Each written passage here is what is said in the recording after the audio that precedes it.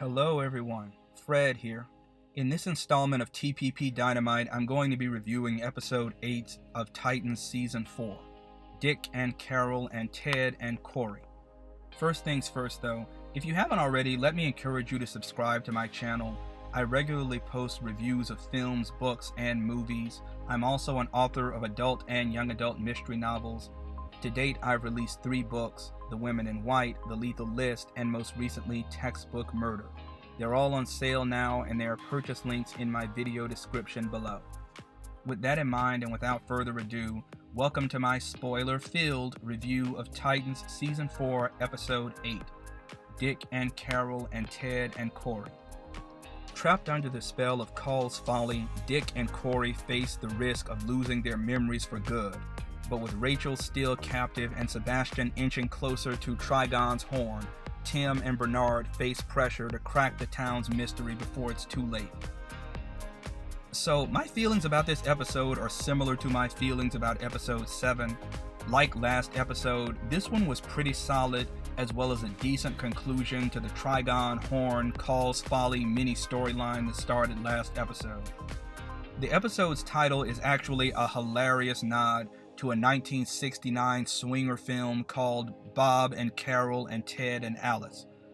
Despite that, this episode very well maintained Season 4's general horror theme, though on a more psychological level, as Dick and Kory race against time to find a way to avoid losing their identities and becoming brainwashed cultists. It felt like a blend of WandaVision, Westworld Season 1, and a psychological horror B-movie, and it strangely worked pretty well. One thing that was much improved over last episode was the fight choreography. These first 2 episodes haven't been heavy on action, which I have not liked, especially since we're in the show's last 6 episodes. But the extended church rematch fight between Dick and the army of corrupt Call's Folly police officers mostly made up for it. It wasn't Daredevil level quality, and it also seems inconsistent with the Dick Grayson of just last episode, who lost to only 3 police officers very quickly, but it was well executed all the same, and it had me at the edge of my seat. Of course, we are talking about Titans here, which means that there are going to be problems in any episode that airs, no matter how good, and I'll get into those problems now.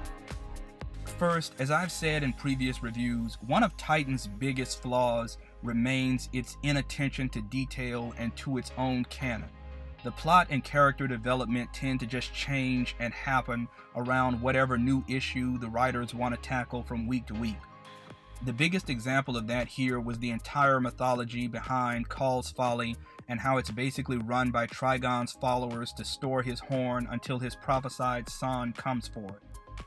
Call's Folly is heavily implied to have been run by Trigon's followers for about 10 years in anticipation of his prophesied son. But there are several problems with that, given Titan's own mythology. First, Rachel was the child of prophecy in this show and worshipped by the organization until 2019.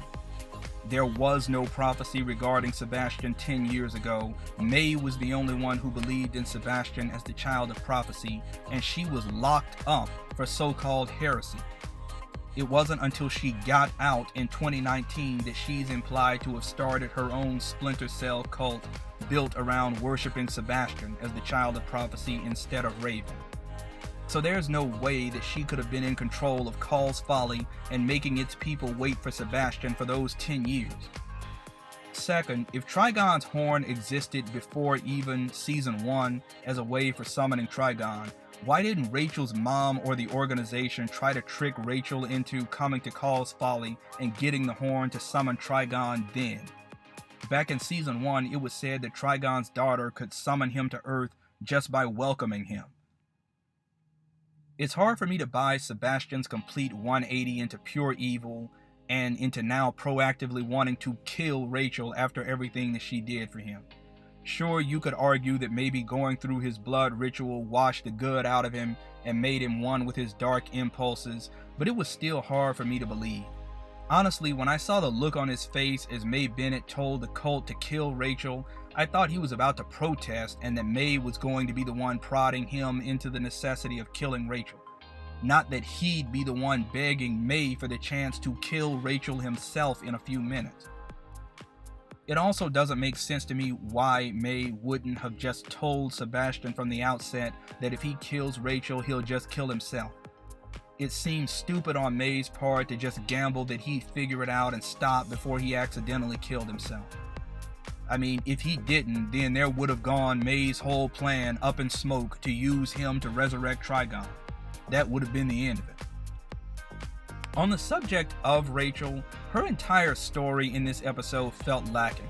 How were she and Kory found and captured off-screen by the cultists?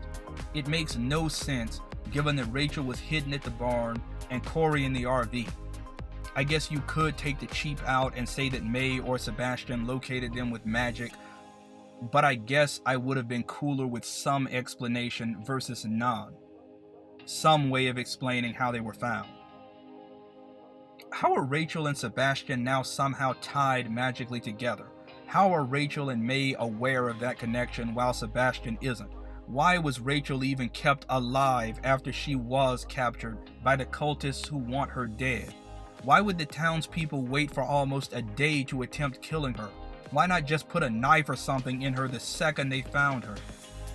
Also, why couldn't Sebastian have just summoned Trigon the second that he got the horn at the beginning of this episode and accomplished his mission right then and there? Of course, we all know the reason is that the writers needed him to delay so that the rest of this season could even happen, but in story it makes no sense. Like, why are Sebastian and May waiting? They have everything they need. Why not just summon Trigon right now? It makes no sense in the story. I don't get why May wouldn't have ordered Kory killed also.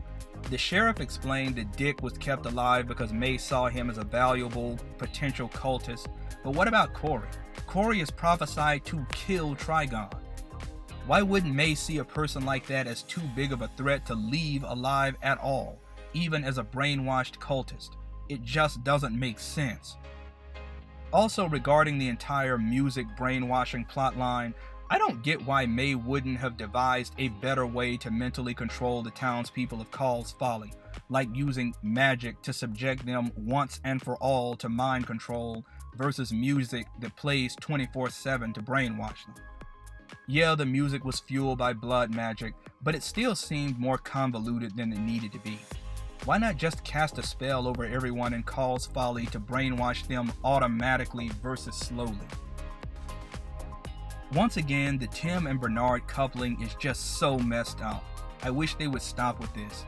Tim is a kid, Bernard is an adult, and every last thing that happens between them is or at least should be illegal. Said and settled. Finally, I wish we could have gotten more of a wrap-up at the end of this episode. It's never really said what will become of the townspeople from Call's Folly now that the blood magic music has been stopped. It was stated earlier that brainwashed people never get their old identities back, but will that change now that the magic has ended? What about the corrupt cops in Call's Folly whom the Titans just leave free to do whatever they want? It's a major loose end that's never properly tied off. All told, this was a decent episode and a fitting end to the Call's Folly story, but it still left quite a bit to be desired. I give Titans Season 4, Episode 8, Dick and Carol and Ted and Kory 3.5 cronuts out of 5. At any rate, let me know what you all think about this episode. Sound off in the comments below. If you like this video, don't forget to leave a like, click subscribe, and please ring that bell. So long.